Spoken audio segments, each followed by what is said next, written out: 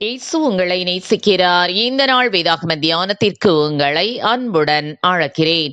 அன்றியும் இயேசுவை மரித்தோரிலிருந்து எழுப்பினவருடைய ஆவி உங்களில் வாசமாயிருந்தால், கிறிஸ்துவை மரித்தோரிலிருந்து எழுப்பினவர் உங்களில் வாசமாயிருக்கிற தம்முடைய ஆவியினாலே சாவுக்கு ஏதுவான உங்கள் சரீரங்களையும் உயிர்ப்பிப்பார்.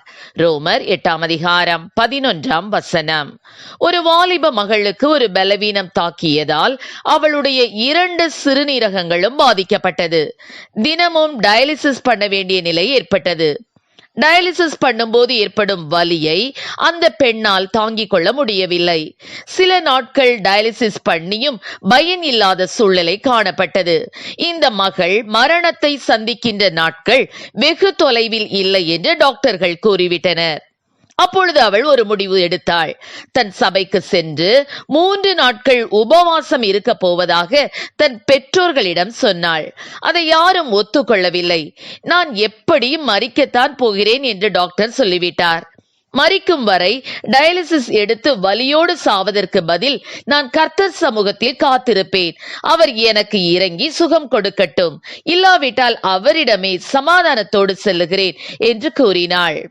அவள் வார்த்தைக்கு மறுமொழி சொல்ல யாராலும் கூடாதிருந்தது. அவள் ஒரு கடிதம் எழுதினாள். நான் 3 நாட்கள் உபவாசத்தில் ஒருவேளை மரித்து போனால் அதற்கு இந்த சபை போதகரோ சபை மக்களோ என் தாய் தகப்பனாரோ காரணம் இல்லை.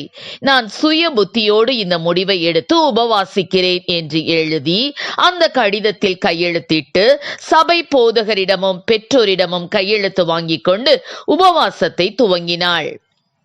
இயேசுவே, எனக்கு இந்த வலியை இனிமேலும் தாங்க முடியாது, உமக்கு சித்தமானால் என்னை சுகமாக்கும் என்று ஜெபித்து 3 நாட்கள் அந்த சபையில் ஒரே இடத்தில் உட்கார்ந்திருந்தாள்.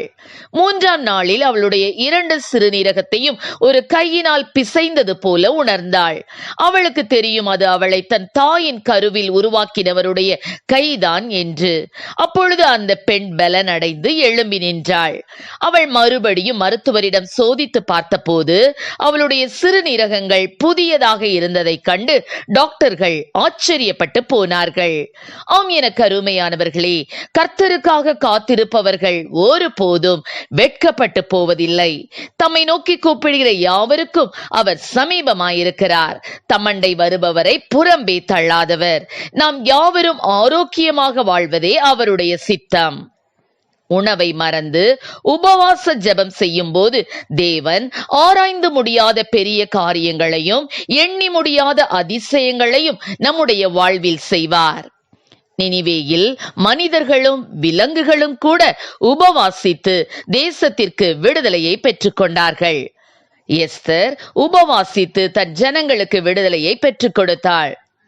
இயேசு கிறிஸ்து உபவாசித்த பிறகுதான் தன் ஊழியத்தை துவக்கினார். இன்றைக்கு உங்களை உபவாசிக்க விடாமல் தடுப்பது எது?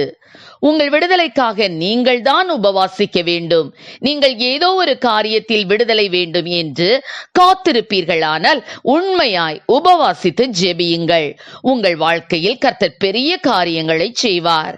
ஆம் பிரியமானவர்களே, ஒருவேளை நீங்களும் கூட ஒரு பயங்கரமான வியாதியோடு போராடி கொண்டிருக்கலாம். ஒருவேளை நீங்கள் குழந்தை பாக்கியத்திற்காக காத்திருக்கலாம். ஒருவேளை நீங்கள் டாக்டர்களால் கைவிடப்பட்டும் இருக்கலாம்.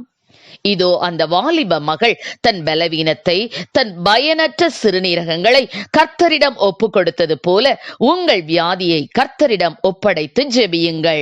உங்கள் கர்ப்பப்பையை கர்த்தரிடம் ஒப்பு கொடுத்து தினமும் உபவாசித்து ஜெபியுங்கள். அப்பொழுது உங்கள் கர்ப்பங்களை கர்த்தர் உயிரடைய பண்ணுவார்.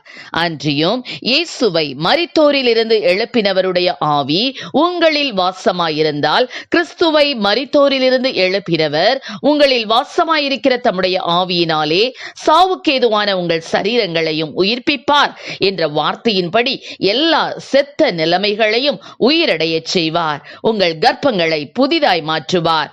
உங்களை கர்த்தர் பிள்ளை தாய்ச்சியாக்கி களி கூற பண்ணுவார். கர்த்ததாமே நம்மை ஆசீர்வதிப்பாராக. ஆமென். ஜெபம். எங்களை அதிகமாய் நேசித்து நடத்துகிற எங்கள் அன்பின் பரலோக பிதாவே, இந்த நாட்களில் கொண்ட டாக்டர்களால் கைவிடப்பட்ட ஆண்டவரே, அப்பா, மரணத்தோடு போராடி கொண்டிருக்கிற பிள்ளைகளுக்காக உடைய சமூகத்திலே வருகிறோம் ஆண்டவரே. அவருடைய சரீரங்கள் பிள்ளைகளை என் தேவனில் உயிரடைய பண்ணுவீராக ராஜா. ஆண்டவரே ஸ்தோத்திர ராஜா, ஸ்தோத்திர. செத்து போன கற்பங்கள் இந்த நாளிலே கர்த்தாவே ஸ்தோத்திரம் ஆண்டவரே உயிரடையட்டும் ஆண்டவரே ஸ்தோத்திரம் ஆண்டவரே. நானே உன் பரிகாரியாகிய கர்த்தர் என்று சொன்னீரே தகப்பனே. அப்பா, வியாதியை உன்னிலிருந்து விலக்குவேன் என்று சொன்னீரே தகப்பனே. பிள்ளைகளுடைய வாழ்க்கையில் அப்படிப்பட்ட நன்மைகளை அவர்கள் பெற்றுக்கொள்ளத்தக்கதாக என் தேவனை பெரிய விடுதலையை கொடும், ஆசீர்வதியும். இயேசுவின் நாமத்திலே ஜெபிக்கிறோம் நல்ல பிதாவே, ஆமென்.